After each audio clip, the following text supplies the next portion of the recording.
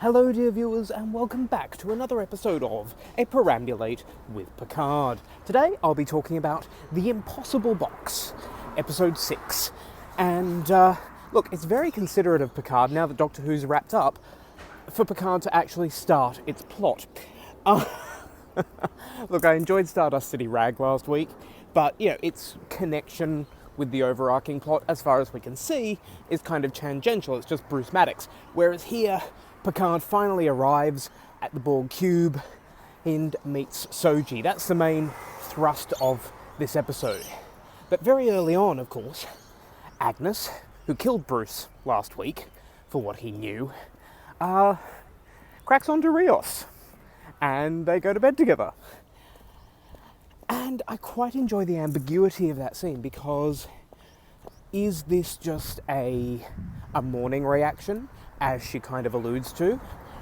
Or is it something more sinister? Is this finding a potential ally so that if anyone finds out what she did, she may have someone on her side in the form of Rios?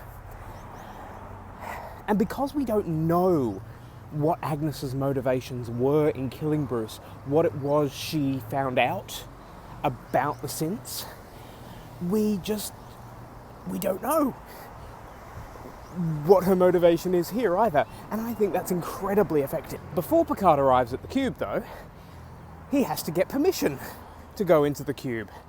And Raffi, who is quite understandably heartbroken after her encounter with her son last week, she's turned back to drink, she's turned back to snakeweed, I think it's called. But despite that, she is still incredibly capable and canny. And I kind of like this depiction of her addiction, because the reality is most addicts are perfectly capable of functioning in their day-to-day life. And that's what Raffi does here. But, of course, then she needs time to basically hibernate and recharge after that. Her phone call with her old friend.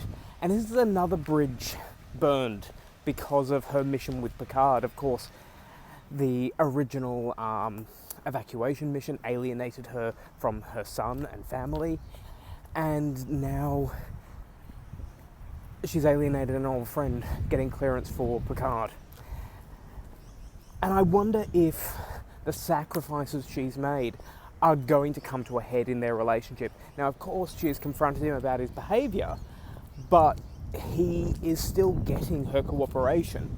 I wonder if there is going to come a time where Raffi is going to lay the cards down and say, well, no, actually, I'm not doing this anymore. You ruined my life, JL. Later on in the episode, of course, despite the fact that, she's passed out from lots of whiskey, or bourbon I think, she's still capable to think about the situation tactically and why Picard and Soji might be in danger over on the cube. Soji, meanwhile, things come to a head with Narek, and I really have to praise Isa Briones for her performance when Soji discovers that all of her memories are about 3 years old, like all of her mementos. I did feel that scene. I would have loved the gut punch of her turning the scanner on herself and finding out she's only 3 years old. But, that might have pushed it a bit too far, because we get that scene with her and Narek kind of meditating through the dream, through this Romulan meditation practice. I kind of find it a bit odd that Narek then tries to kill her immediately afterwards, because they don't have a precise location from what she can see in her dream. And given that she can't see her father's face, this may not even be a literal memory. So it's kind of odd that they just go on, we need a planet with storms and 2 red moons. Presumably also M-class, because it grows trees, but it's kind of like, that's a big thing. That's a big clue to base everything on. Oh dear, I think I've come another way and this gate may be locked. We'll find out when we get to it. But But look, aside from that, it is a good dramatic moment. It allows Soji to activate and punch her way through the floor, which is pretty amazing. The other big thing that happens this episode is Picard is reunited with Hugh. And as a longtime fan of Star Trek The Next Generation, this is a joyful scene. And I like that we do have the tension of Picard being back on the Borg cube and the fact it freaks him out and he has flashbacks, which I think is a really good representation of post-traumatic stress.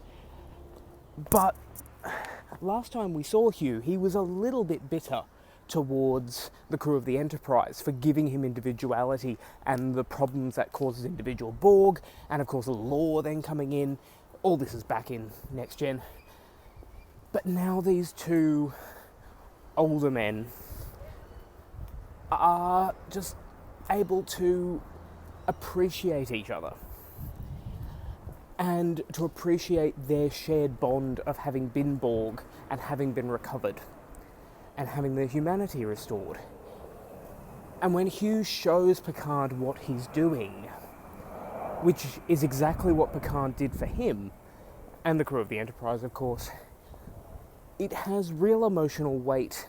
For me, anyway, as a Star Trek fan, I would hope it has the same emotional weight for a new viewer, or that it might just encourage them to seek out those old episodes. The plots then connect, of course, because Hugh and Picard have to find Soji. And when they do, it is time for a daring escape through a Sicarian spatial trajector. Now, this is another callback. It's a callback to a very early episode of Voyager. So when Voyager started, the idea was there were going to be 3 recurring antagonists in the early years of Voyager. The Vidians, who were a diseased race who were harvesting other people's organs so they could survive. The Kazon, who were kind of based on the gangs of LA.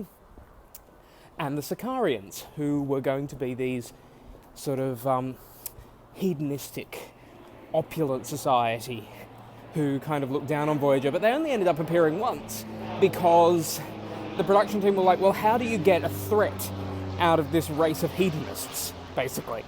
But one of the things they had was they had this spatial trajector, a transporter that could send you along long distances. Tuvok basically tried to nick one and didn't get Voyager home any more quickly, and we didn't see the Sicarians again. So it might be a little bit of a production in-joke then, that a failed alien race have just been entirely assimilated by the Borg off-screen. The funny thing is, though, the presentation of this spatial trajector is a bit more in line with the Iconian gateways from very early Next Gen, but I'm really nitpicking there. Look, it's there to lead us into the next episode called Nepenthe. And yeah, I don't know what Picard and Soji are going to find. You know, we knew going into this episode that Picard was off to find Soji, but now we're going into the next episode, and I really don't know what the last few episodes of this season are going to look like. Presumably there's more Borg Cube stuff coming, and I hope more 7 of 9, but yeah, Elnor, of course, is left behind on the space station, and he's finally getting a little bit of character and getting to do what he's trained for, rather than just the comic relief last week, which he was very good at, don't get me wrong. So many trucks. But yeah, we also avoid the problem we had in episode 4, where even though the other characters are back on the ship, while Picard's having his little side adventure, we do get Raffi and Rios talking about the situation. And then we get Elnor jumping in to save Picard. So it's not quite the Poochie situation we had in episode 4. It's better balanced, and we get an insight really into each of the regular characters this week, including Agnes, as I mentioned before. You know, what's her motivation? What's her thinking?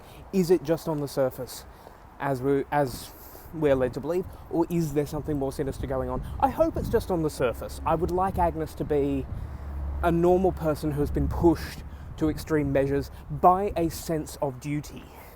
Whether it's misplaced or not, we still have to find out. But yeah, after a slow start, I think Picard is now going from strength to strength. And this was an incredibly enjoyable episode, both from the point of view as a fan and just for a plot that works. And look, my hope for next week is Picard and Soji are on this planet, the ship's trying to get to them, and actually I quite like the idea of teaming up Elnor and Hugh. We'll see where that goes, because of course Elnor is Picard's champion, and Hugh, in a way, is the champion for Picard's mission 30 years ago in Next Gen, you know, to seek out new life and new civilizations, and in this case with Hugh, bring back his humanity, and Picard was instrumental in that. So it could be interesting to see those two characters work together. But let me know what you think down there in the comments. I will be back next week to discuss the next episode, Nepenthe. Until then, thank you so much for watching, and don't forget to like, share, and subscribe.